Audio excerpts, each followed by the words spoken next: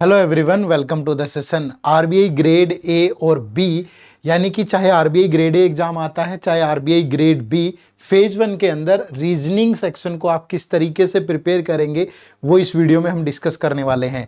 इस वीडियो में मैं आपको बताऊंगा कि रीजनिंग में कितना टारगेट स्कोर रखना चाहिए, क्या आपका सिलेबस है, उसमें से क्या चीजें इंपॉर्टेंट है, प्रीवियस ईयर का ट्रेंड क्या कहता है और किन किन टॉपिक्स में किन किन चीजों को प्रिपेयर करना है।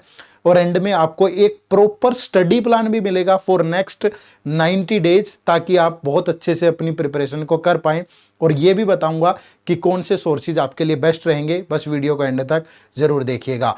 वीडियो शुरू करने से पहले मैं आपको हमारे आरबीआई ग्रेड बी के फ्री कोर्स के बारे में बताना चाहूंगा। इस कोर्स में इनरोल करके आप ये जान पाएंगे कि हमने इस कोर्स के अंदर कैसी कैसी चीजें पढ़ाई हैं।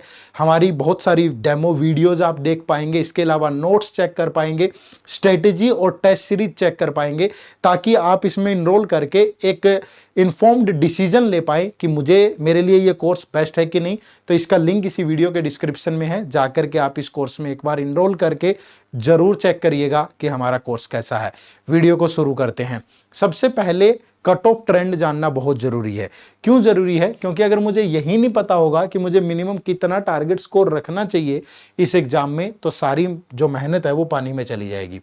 काफी सालों का लिया है, लेकिन अगर लेटेस्ट यहां पे देखें, ये रीजनिंग वाला सेक्शन है हमारा, जो ईयर बाय ईयर अगर आप देखोगे जो पेपर का लेवल है वो बहुत अच्छा होता जा रहा है। स्पेशली 2024 में 2024 में पेपर बहुत अच्छे स्टैंडर्ड का था, लेकिन इसके बावजूद भी जो सेक्शनल कट ऑफ है वो 15 मार्क्स है।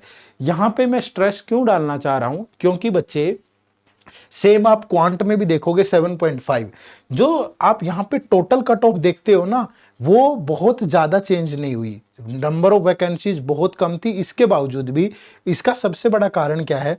क्योंकि ये जो सेक्शनल कट ऑफ है, यहां बहुत बच्चे लुढ़क गए।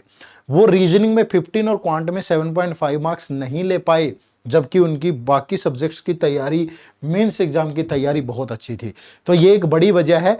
आप यहां ना उलझ जाएं या आपका ये सेक्शन ना अटक जाए, इसीलिए ये वीडियो आपको एंड तक देखनी है। तो सबसे पहले मैं यही बता देता हूं कि रीजनिंग एबिलिटी में आपको टारगेट स्कोर क्या रखना है। तो आपका जो टारगेट स्कोर है यहां पे, वो मिनिमम 15 मार्क्स तो होना ही चाहिए। मैं 15 की बजाय 20 बोलूंगा कि जिन लोगों का अच्छा भी नहीं है रीजनिंग, ये जो एप्टीट्यूड पार्ट है, अगर आपका अच्छा भी नहीं है तो आपको 20 मार्क्स तो टारगेट जरूर रखने हैं। और जिन लोगों का इंटरेस्टेड है ये पार्ट, वो 25-30 तक कोशिश करिए कि इतने मार्क्स यहां पे ले पाए, ठीक है। लेकिन मिनिमम इतना टारगेट करोगे। कई बार इतना टारगेट लेके चलें, एक दो क्वेश्चन जाने अनजाने में भी गलत हो जाते हैं तो गड़बड़ हो जाएगी। तो इतना टारगेट आप जरूर रखें। अदरवाइज जो बच्चे इंटरेस्टेड हैं, जिनको अच्छा लगता है थोड़ा क्वांट रीजनिंग वाला पार्ट, वो इतना टारगेट लेके चलें। उसके बाद कौन से 5 टिप्स हैं जो हमें फॉलो करने चाहिए रीजनिंग सेक्शन के हिसाब से? सबसे पहला है analysis of previous year paper. ये बहुत जरूरी है, क्योंकि जब हम प्रीवियस ईयर पेपर का एनालिसिस करेंगे तो हमें पता चलेगा कि पेपर का स्टैंडर्ड क्या है। स्टैंडर्ड में यहां 2-3 चीजें आती हैं जब हम देखेंगे कि एक तो लेवल, कि कैसे लेवल पे पेपर आ रहा है, मुश्किल आ रहा है, आसान आ रहा है। दूसरा कि किन टॉपिक से कितने क्वेश्चन आ रहे हैं। तीसरा हमें यह पता चलेगा कि कौन सी चीजें ट्रेंडिंग में है, ठीक है, क्योंकि हर साल लेवल थोड़ा थोड़ा बढ़ता जाता है ये वो। तो इसीलिए प्रीवियस ईयर पेपर को एक बार पक्के से एनालाइज कर लेना चाहिए आपको जरूर। ये हमारी वेबसाइट पे फ्री ऑफ कॉस्ट अवेलेबल है, आप जाकर के डाउनलोड कर सकते हो। edutap.in आप गूगल पे टाइप करिए, हमारी वेबसाइट पे जाके इन्हें डाउनलोड कर लीजिए। दूसरा, आपको start from the basics and learn easy approach to solve question. ये बहुत जरूरी है, क्योंकि समय कम है, 45 मिनट मिलेंगे, 60 क्वेश्चन है। अच्छी आपकी अप्रोच नहीं होगी तो आप नहीं कर पाएंगे। लेकिन स्टार्ट हमेशा बेसिक से करना है, क्योंकि अगर आपका बेसिक अच्छा नहीं होगा तो फिर आप हाई लेवल क्वेश्चन नहीं बना पाएंगे, ठीक है। तीसरा यहां पे कवर द लिमिटेड टॉपिक। अब वो लिमिटेड टॉपिक कौन से हैं इसी वीडियो में मैं आगे बताऊंगा। Next, follow a proper plan, क्योंकि कोई भी चीजें बिना प्लान के रुल जाती हैं। हमने शुरू तो कर दिया, 2 दिन का मोटिवेशन है, उसके बाद तीसरे दिन कहां गया पता ही नहीं चलता है, ठीक है। तो यहाँ पे एक प्रॉपर प्लान, किस दिन कौन सा टॉपिक पढ़ना है और उस टॉपिक में भी क्या पढ़ना है वो भी मैं बताऊंगा, वीडियो को एंड तक देखना। और लास्ट में mock test and practice is the key. भैया ये जो सब्जेक्ट है क्वांट रीजनिंग, अगर यहाँ प्रैक्टिस नहीं करोगे ना तो नहीं होगा। ठीक है। एग्जीक्यूशन बहुत जरूरी है, तो ये जरूर करिएगा। कहां से करनी है, सारी चीजों पे बारी बारी से चर्चा करेंगे। अब सबसे पहले यहाँ पे जो मेरा सिलेबस है पूरा का पूरा, जब आरबीआई की नोटिफिकेशन आती है वहां सिलेबस मेंशन नहीं होता, वहां सिंपली लॉजिकल रीजनिंग लिखा होगा। लेकिन पिछले इतने सालों का हमारा एक्सपीरियंस और प्रीवियस ईयर क्वेश्चन का जो एनालिसिस है वो ये कहता है कि इन टॉपिक से आपके सवाल आते हैं। तो इन्हीं टॉपिक में प्रेफरेंस किसको देनी है सबसे पहले, या कैसे प्रिपेयर करना है, वो यहाँ पे दिया गया है। जैसे सबसे पहले सिलोगिज्म, रिवर्स सिलोगिज्म यहां से शुरू करें, फिर आप कोडिंग डिकोडिंग पढ़ें, कोडिंग डिकोडिंग के बाद मशीन इनपुट आउटपुट पढ़ें, क्योंकि यहां से 5 क्वेश्चन, यहां से भी बहुत बार 5 क्वेश्चन, यहां से 3-4 क्वेश्चन आते हैं पेपर में।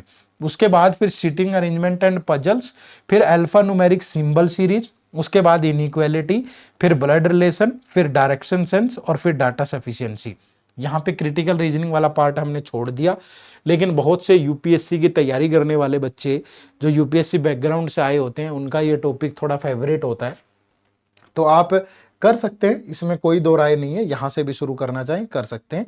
मैं तो ये बता रहा हूं आपको कि आपको मैं पूरी रीजनिंग को, एक पार्ट ये सीटिंग अरेंजमेंट और पजल, एक पार्ट क्रिटिकल रीजनिंग और तीसरा पार्ट मिसलेनियस टॉपिक, ठीक है। इनमें से कोई भी दो आपके अच्छे होने चाहिए, ठीक है, कोई भी दो आपके अच्छे होने चाहिए। First part is this, second is this, और मिसलेनियस में ये सारे आते हैं जो यहाँ पे लिखे हुए हैं, except from this seating arrangement and puzzle. तीन में से कोई भी दो अच्छे कर लो, आप रीजनिंग में बहुत आराम से निकल जाएंगे, ठीक है। तो ये आपके लिए इंपॉर्टेंट टॉपिक है भाई। उसके बाद, क्योंकि ये मैंने इसलिए बोला क्योंकि बहुत सारे बच्चे बोलते हैं कि सर सीटिंग अरेंजमेंट और पजल नहीं करूंगा मैं, क्या उसके बिना हो जाएगा? भैया 30 क्वेश्चन यहीं से आते हैं 60 में से, अब बच गए 30, और आपने इन दोनों में से भी एक किया और कट ऑफ 15 मार्क्स है, तो आप तो गए काम से, ठीक है। तो यानी कि कोई भी इसके साथ मिसलेनियस के साथ थोड़ा ये कर लो, इसके साथ थोड़ा ये कर लो, लेकिन अगर ये छोड़ना है तो फिर ये दोनों कर लो, ध्यान रखना इस बात का, ठीक है। उसके बाद ये प्रीवियस ईयर का कंपैरिजन है। मैंने क्यों बोला, क्योंकि आप देखोगे कि सीटिंग अरेंजमेंट और पजल ये ऐसा सेक्शन है जहां से 25, 29, 30, 23 इतने क्वेश्चन आते ही आते हैं। उसके बाद एनालिटिकल रीजनिंग कह लो या क्रिटिकल रीजनिंग कह लो, 11, 9, 12 इतने क्वेश्चन आते हैं। उसके बाद फिर आप देखोगे बाकी का जो मिसलेनियस पार्ट बच गया आपका, सबसे कहीं 4, कहीं 2, कहीं 5, कहीं 4, कहीं 3, कहीं 3+3 रैंकिंग एंड ऑर्डर से, तो कहीं कुछ ना कुछ 2-2, 4-4 क्वेश्चन आपको हर जगह मिलते हैं। तो ये प्रॉपर एनालिसिस है पिछले 7 सालों का, जिसके बेस पे हमने ये डिसाइड किया कि हमें कौन से टॉपिक और कैसे पढ़ने चाहिए। क्लियर है? चलिए, उसके बाद प्लान क्या होगा हमारा पढ़ने का पूरे 90 डेज में, किस ऑर्डर में पढ़ूं और कैसे कैसे पढ़ूं। देखो, पहले 10 दिन मैंने यहां पे दिए हैं ब्लड रिलेशन, इनइक्वालिटी और डायरेक्शन सेंस को। अब आप सोच रहे होंगे सर आप तो कह रहे थे सिलोगिज्म, सीटिंग अरेंजमेंट, बहुत सारे बच्चों का अच्छा नहीं होता है रीजनिंग, ठीक है। तो उनको अगर वो इन टॉपिक से स्टार्ट करेंगे तो वो बहुत जल्दी छोड़ के नहीं भागेंगे, क्योंकि अगर सीटिंग अरेंजमेंट पजल नहीं बनी, डिमोटिवेट हो जाओगे, प्रिपरेशन में इंपैक्ट पड़ेगा। तो इससे बेटर है कि इजी टॉपिक से शुरू कर लो, ठीक है। इनमें से भी कोई ना कोई टॉपिक तो पक्का पूछा ही जाएगा एक तो पेपर के अंदर, ठीक है। तो यहां से शुरू कर लो। उसके बाद नेक्स्ट जो 11 to 15 डेज हैं, ये अल्फा नंबर सीरीज और कोडिंग डिकोडिंग, ठीक है। इन पे बढ़िया ध्यान रखिए, जो कोडिंग डिकोडिंग है वो लॉजिक बेस्ड होगी, चाइनीज कोडिंग नहीं होगी, ठीक है। उसके बाद 16 to 20 मशीन इनपुट आउटपुट पे लगाइएगा 4-5 दिन, फिर 4 दिन आप सिलोगिज्म पे लगाइएगा, और यहाँ रिवर्स सिलोगिज्म और बहुत सारी चर्चा में जैसे ओनली अ फ्यू का कंसेप्ट है या ओनली का कंसेप्ट है, ये अच्छे से आप करिएगा। उसके बाद नेक्स्ट 10 डेज सीटिंग अरेंजमेंट, और पूरी सीटिंग अरेंजमेंट अलग अलग टाइप की प्रैक्टिस होनी चाहिए आपकी, चाहे वो सर्कुलर है, चाहे लीनियर रो है, चाहे डबल रो है, ठीक है। इसके अलावा चाहे अननोन नंबर ऑफ पर्सन वाली है, ठीक है, चाहे आपकी स्क्वायर में है, चाहे आपकी रेक्टेंगल वाली है, तो ये सारी की सारी आपको करनी है, चाहे डायरेक्शन और डिस्टेंस वाली है, ठीक है। तो ये सारी की सारी अरेंजमेंट आपको यहाँ पे अच्छे से करनी है, ठीक है।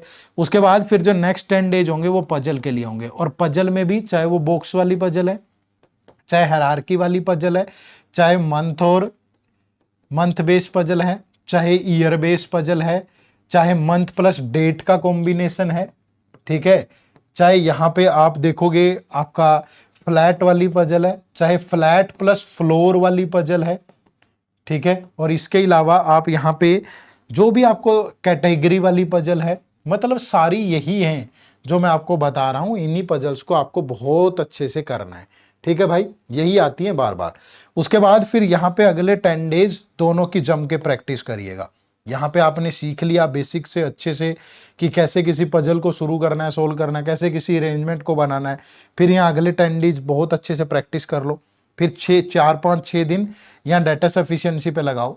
डाटा सफिशिएंसी कोई नया टॉपिक नहीं है, इन्हीं टॉपिक से बनेगा। ठीक है, तो यहाँ रिवीजन भी हो जाएगा और अच्छे से कर भी सकते हो। फिर 4 से 5 दिन आप क्रिटिकल रीजनिंग पे लगाइएगा, स्टेटमेंट अजम्पशन, स्टेटमेंट कंक्लूजन, ये वो सारी चीजें। और उसके बाद फिर आप 66 से 90 डेज डेली एक सेक्शनल टेस्ट दें, उसको प्रॉपरली एनालाइज करें, प्रैक्टिस करें सीटिंग अरेंजमेंट और पजल की, तो आप इसको आगे बढ़ाएं। आप चाहें क्रिटिकल रीजनिंग छोड़ सकते हैं, आप सीटिंग अरेंजमेंट और पजल छोड़ रहे हैं तो बाकी सारी चीजें करें, वो आप अपने तरीके से बना लें। मैंने तो ऐसा प्लान दे दिया है कि आप अपने तरीके से उसको चेंज कर सकते हो। ठीक है, बट मेरे अकॉर्डिंग ये सही रहेगा, डुएबल है। डेली अगर आप 1.5 घंटा भी लगाते हो इस पे 1.5 आवर्स, तो आप इसको आराम से कर पाओगे बहुत इजीली। ठीक है भाई, चलिए अब बारी सोर्सेज की है। अगर किसी को बुक से ही करना है तो देखो, ये doctor RS Agarwal basic book होगी। ये डॉक्टर अरुण शर्मा सर की कैट वाली बुक है, इसमें थोड़ा हाई लेवल होगा और पजल्स वगैरह आप यहाँ से प्रैक्टिस कर सकते हो। बट दिक्कत क्या है ना बुक्स में, अब जमाना ऑनलाइन का है भैया, अब बुक्स इतनी जल्दी अपडेट नहीं होते हैं। पहली बात तो ये बहुत टाइम टेकिंग प्रोसेस है, फिल्टर करने में बहुत टाइम लगेगा। ठीक है, दूसरा अपडेटेड नहीं है टाइमली, तीसरा न्यू पैटर्न मिसिंग है। अब एग्जाम में कोई क्वेश्चन आया ऑनलाइन तो मैं यहाँ से चेंज करूंगा, धट से आपके पास पहुंच जाएगा। ठीक है, लेकिन अब बुक एक बार खरीद ली तो खरीद ली भाई, और अपडेट नहीं होता है क्योंकि एक एक एडिशन पता नहीं 2-2 3-3 साल में आता है, तब तक तो बहुत कहानी बदल चुकी होती है। ठीक है, ये ध्यान रखिएगा। इसके अलावा आप सोर्सेज के लिए क्या कर सकते हो, देखो सिंपली आपको गूगल पे टाइप करना है। ठीक है, गूगल पे जब आप टाइप करते हो edutap.in, ठीक है, तो यहाँ पे आपको PYQ भी मिल जाएगी। मैंने PYQ के बारे में बताया था ना, RBI ग्रेड बी 23, 21, 20 सारे आप डाउनलोड कर सकते हो। इसके अलावा कोर्सेज पे जाओगे तो यहाँ पे आपको दिखेंगे RBI ग्रेड बी कोर्सेज। ठीक है, तो ये RBI ग्रेड बी कोर्सेज है, और RBI ग्रेड बी कोर्सेज के अंदर जब आप यहाँ पे आते हो तो आपको हमारे डिफरेंट कोर्सेज दिखेंगे। सबसे पहला ये हमारा RBI grade A-B gold course है भाई। ठीक है, इस गोल्ड कोर्स में आपको क्या मिलेगा, इस गोल्ड कोर्स में आपकी फेज 1, फेज 2 और इंटरव्यू पूरी प्रिपरेशन हो जाएगी, जिसमें live class, concept note, summary sheet, आप इसे डिटेल में पढ़ सकते हो, अच्छे ऑफर के साथ अवेलेबल है। उसके बाद फिर ये सिल्वर कोर्स है, इसमें फेज 2 और इंटरव्यू होगा, और ये सिर्फ टेस्ट सीरीज है फेज 1 और 2 की। ठीक है, तो इन कोर्सेज में आप इनरोल करिएगा। डेमो लेक्चर्स आप लगा सकते हो, फ्री कोर्स के बारे में मैंने आपको बता ही दिया है। तो ये हमारी पूरी वीडियो थी आज की, जिसमें हमने डिटेल में डिस्कस कर लिया कि क्या चीज़ें पढ़नी है, कैसे पढ़नी है, कहाँ से पढ़नी है और क्यों पढ़नी है और कितने नंबर के लिए पढ़नी है। तो उम्मीद करूँगा कि इस वीडियो से आपको एक कॉन्फिडेंस आएगा कि आप कर सकते हो आराम से, एक प्लान मिल गया होगा इस तरीके से करना है। तो देरी बस किस चीज़ की है, शुरू करने की है, क्योंकि कोई चीज़ अगर शुरू नहीं की ना, ख़त्म कभी नहीं होती है। एंड मोमेंट के लिए मत छोड़िए कि लास्ट के 1 महीने में ये कर लूँगा। धरती के 2 टुकड़े नहीं कर पाओगे अगर आपने अभी से शुरू नहीं किया। ठीक है, मेहनत करना शुरू कर दीजिए, एंड में जाकर के पता ही नहीं चलेगा कौन सी चीज़ पढ़ूं, कौन सी छोड़ूं, क्या करूं क्या नहीं। अभी से पढ़ोगे तो बेनिफिट होगा। ठीक है भाई, चलो एंड करें वीडियो को। चलिए, आप सबका बहुत बहुत शुक्रिया सेशन से जुड़ने के लिए। कमेंट करके जरूर बताइएगा आपको ये वीडियो कैसी लगी। आपका एक लाइक, आपका शेयर, और अगर आप चैनल पे नए हैं तो सब्सक्राइब भी कर लें। ये सारी चीज़ें हमें मोटिवेट करती है और हम प्रेरित करती है हमें अच्छा से अच्छा कंटेंट लेके आने के लिए। तो जो भी डाउट क्वेरी हो कमेंट करके जरूर बताइएगा। आप सबका बहुत बहुत शुक्रिया। Thank you very much. जय हिंद, जय भारत।